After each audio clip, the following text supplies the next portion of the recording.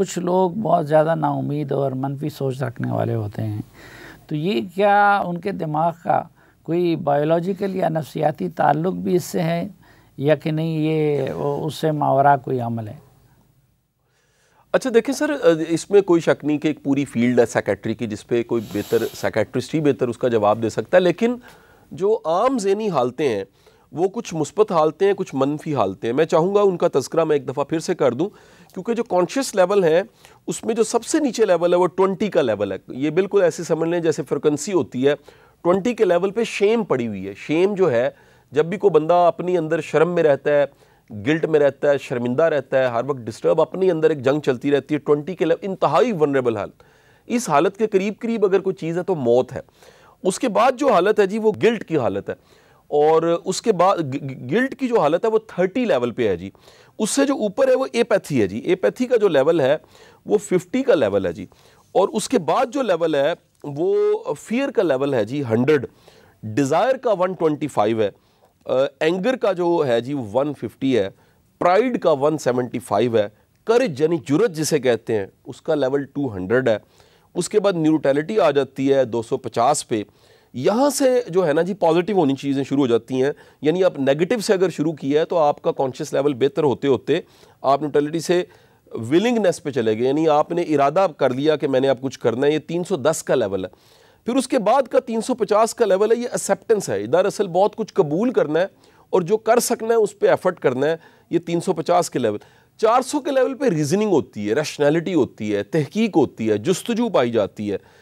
500 के लेवल पे दरवेशी का एक लेवल शुरू होता है, इसको लव कहते हैं, यानी कि बेगर्ज मोहब्बत, जो रूमी की मोहब्बत थी पूरी कायनात से मोहब्बत, कि आप दूसरों को मोहब्बत बांटने लग पड़ते हैं।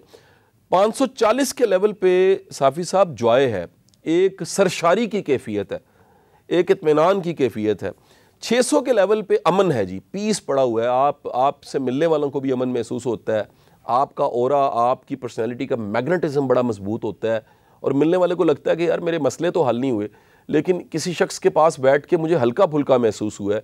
ये एक रूहानियत का बड़ा आला दर्जा है। और 700 लेवल पे हॉकिंस का कहना यह है कि यहाँ पर जो नबी पैगंबर और बड़े लोग हैं वो इस मकाम पे मौजूद होते हैं। इनलाइटमेंट का लेवल है, यहाँ पर एक कह लीजिए कि एक इंतहाई शऊर की आला सतह होती है जहाँ पर इंसान में गर्ज ख़त्म हो जाती है, और वो कह लीजिए जो कुदरत की मंशा है और कुदरत के इरादे हैं उनमें उल्टा सपोर्टिव होता है।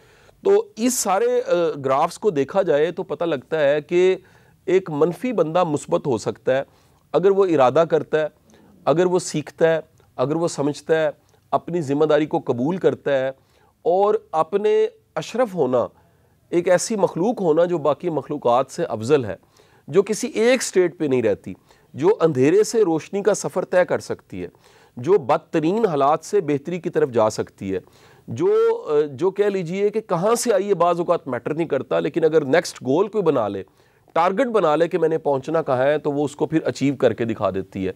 तो ये मुमकिन हो जाता है जी।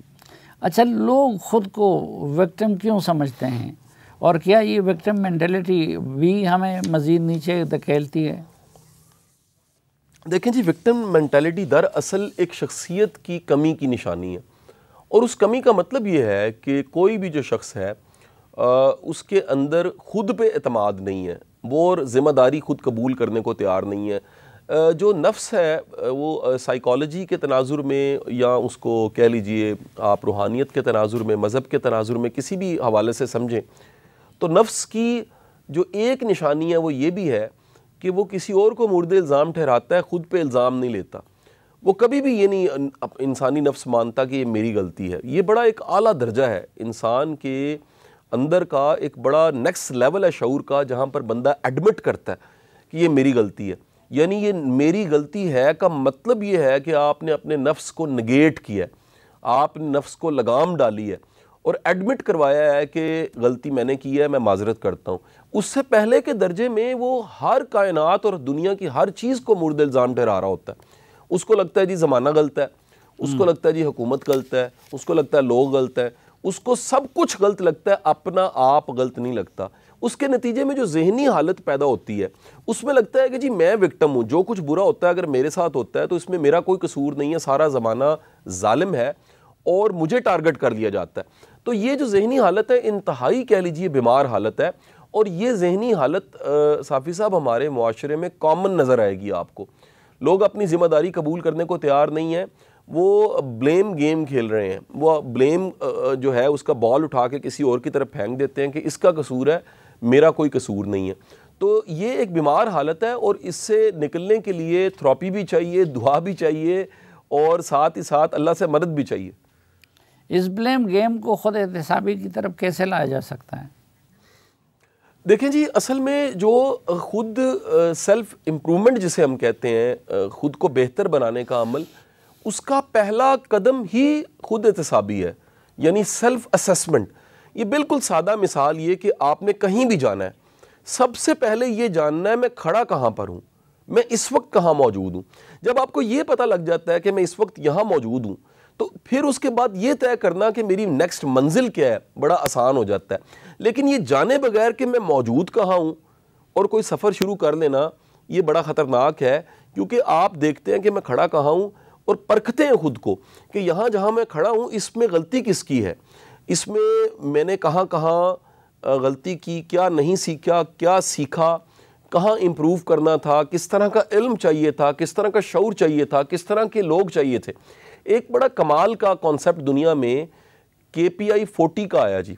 ये है की performance indicator at the age of 40। 40 साल की उम्र तक पहुंचते वक्त आपके कुछ KPIs हैं जो पूरे होने चाहिए, और उसमें एक बड़ा शानदार इस फलसफे में एक जुमला है कि आपको 40 साल की उम्र तक राइट बैटर फील्ड में होना चाहिए, जंग के उस मैदान में होना चाहिए जहां पर रियली जंग लड़नी थी। आपका एजुकेशन सिस्टम और माशरा वो एक ऐसी नस्ल को पैदा कर रहा है, ये 12-13 करोड़ यूथ सबसे बड़ा पोटेंशियल है। एक ऐसी नस्ल हमने पैदा कर दी है जिनको ये पता ही नहीं है कि हमने दरअसल पहुंचना क्या है, वो ट्रेंड को फॉलो करते हैं। आप एजुकेशन में देख लीजिए, लोग ट्रेंड फॉलो कर रहे हैं। कोई MBA करता जा रहा था, ज़माना ऐसा था MBA ही होता जा रहा था, डॉक्टर इंजीनियर प्रोड्यूस करते गए।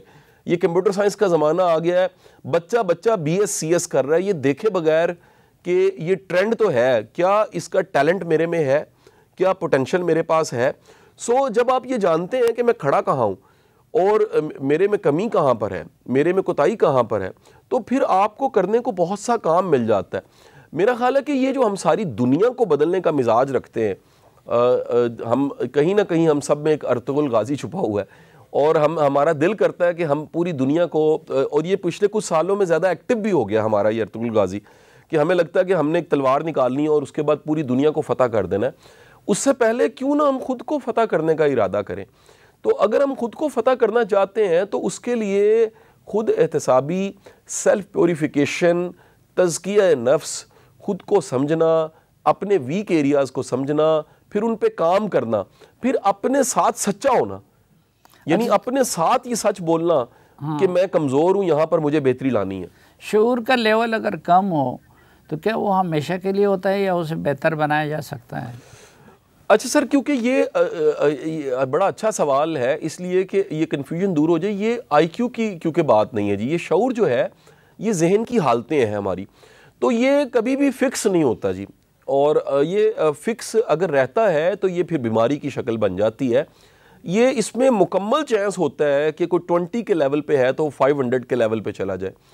अगर हम ये कह दें फिक्स है, तो दुनिया के जितने वलीउल्लाह इंसान थे वो, ये नहीं हो सकता कि उनकी ज़िंदगी में भी कोई कोताही और गलती और गुनाह ना हुआ हो। लेकिन वो क्या गुनाह होगा जिसके बाद उन्होंने ऐसी सच्ची तौबा की कि रब ने उन्हें खैर का रास्ता दिया और फिर वक्त के वलीउल्लाह बन गए और किसी बड़े मनसब पे जाके फायज़ हुए रूहानियत के। तो ये अल्लाह ने इंतहा का पोटेंशल इंसान में रखा है कि वो बदतरीन हालात के बावजूद भी इरादा जब कर लेता है कि मैंने खुद को बदलना है और अपने अंदर को एक दफ़ा जगाता है, तो वो माइनस से प्लस की तरफ चला जाता है, वो अंधेरे से रोशनी की तरफ चला जाता है। अच्छा, क्या मज़हब भी शऊर सतह को बुलंद करने में कोई किरदार अदा कर सकता है? देखिए, असल में जो अदियान हैं और मज़ाहिब हैं, आसमानी सारी जो कह लीजिए किताबें हैं, मज़ाहिब हैं और दीन है और जो मैथोलॉजीज़ हैं, वो अगर सब देखी जाए तो उनमें एक चीज़ कॉमन मिलेगी, वो है पॉजिटिविटी। ये हो नहीं सकता कि दुनिया का कोई भी दीन हो या मज़हब उसमें पॉजिटिविटी ना हो। अब वो पॉजिटिविटी की फॉर्म्स हैं, इंग्लिश का वर्ड तो पॉजिटिव एटीट्यूड है, एक पॉजिटिव होप है, एक सेल्फ बिलीव है, और दीन उसको जो है वो एक रहमत की शक्ल में, एक फ़ज़ल की शक्ल में, एक अल्लाह के करम की शक्ल में बयान कर देता है। इसमें कोई दूसरी राय नहीं है कि एक असल में स्पिरिट से दीनदारी को फॉलो करना, उसकी रूह को समझ के फॉलो करना, सिर्फ रिचुअल्स तक महदूद ना रखना, जो कि मिजाज हमारी सोसाइटी में माफ़ी के साथ बढ़ा है। और वो इस अंदाज से बढ़ा है कि लोग इबादतें भी किए जा रहे हैं और साथ सूदी काम भी किए जा रहे हैं।